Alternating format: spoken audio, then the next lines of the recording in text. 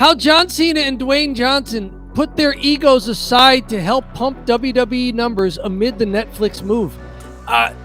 Talking about how the Netflix move started with a little bit of a fizzle after the first show. Mm-hmm. And these guys have been needed. Like, this star power has been needed to make good on what a big business deal this was. They had a well-known feud for a while. When The Rock left to do movies, Cena for a while was trashing him until, of course, Cena went to do movies.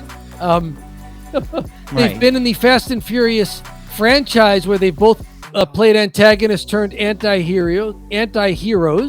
And here's the big quote here. A source close to the Moana star's world exclusively tells Life and Style, that meaning close to The Rock.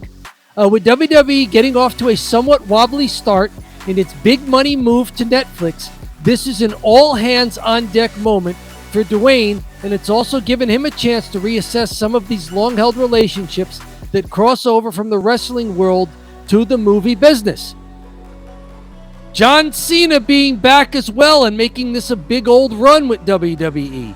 It looks like they're contributing to the present while using all of that built-up star power, that built-up credit that they've earned over the years to really help the business side of WWE. According to reports, WWE Raw saw a decline in its viewership after its move to the streaming giant earlier in 2025, meaning Netflix. So this Netflix deal, for all of the pomp and circumstance that surrounded it, it did not get off to a good start. No. But I had assumed that the number would be really good in Netflix, but maybe they... And this is a tendency. We saw this with Fox. WWE was promising like 5 million as the number that would watch SmackDown. They had only gotten about like 1 million, 2 million viewers on SmackDown. The Fox didn't even like entertain it. They're like, yeah, you guys are done when the contract's over. Like that whole relationship is just completely south now. Mm-hmm. Like Fox doesn't do anything with WWE. They were like, they were just like, the expectation was 5 million. They talked it up like it'd be 5 million, and it wasn't even close. So maybe it was 2 to 3. It was like half of it. Yeah.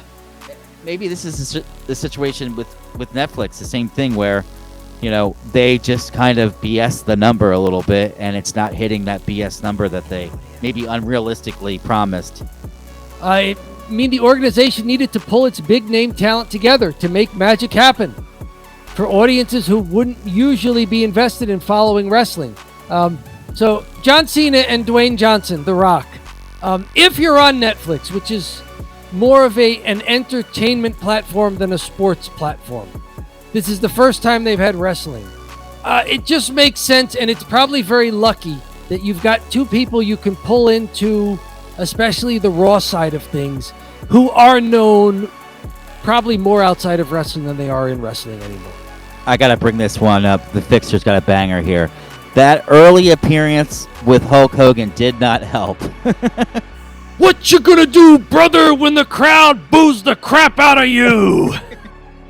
You go like the most liberal-leaning city in America, and they have Hulk Hogan come out. Like, nope, that's not gonna work.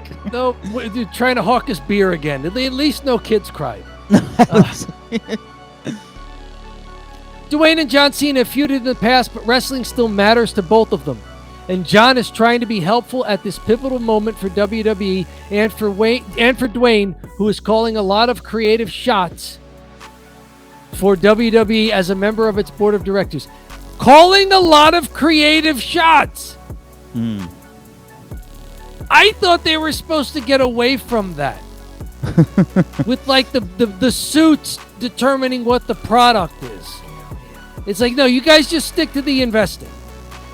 Who is quoting this here? I'm sorry. Who's saying this? This is, I think this is all from the source close to The Rock. Oh, wow. So someone spilled the beans to Life and Style? Yes. Someone, I mean, if true, this is ridiculous. Like, this would be a lot of tea to get from someone close to Dwayne. But it's also plausible. Yeah. And it's the kind of stuff that doesn't necessarily make the WWE look bad. In some ways, it makes the WWE look very good. Yeah. Like, they signed this big deal. They just could have said, like, we're done for 10 years. But instead, they see things getting a little soft with the viewership, and they're calling in favors. And it's not like the CM Punk favor, I want you to be in my corner. Like, they're calling in big-time celebrities to come in and, do you guys want to not just make cameo appearances, but do you guys want to be involved in the wrestling product? Yeah. And Cena and The Rock said yes. Yeah, right. I like it. Let's end with that picture there of these two guys that are, hey, John Cena and The Rock to the rescue. Subscribe now. Bury the lead. It's the best. Hey, everybody, just reminding you to subscribe to Don't Bury the Lead right now. Do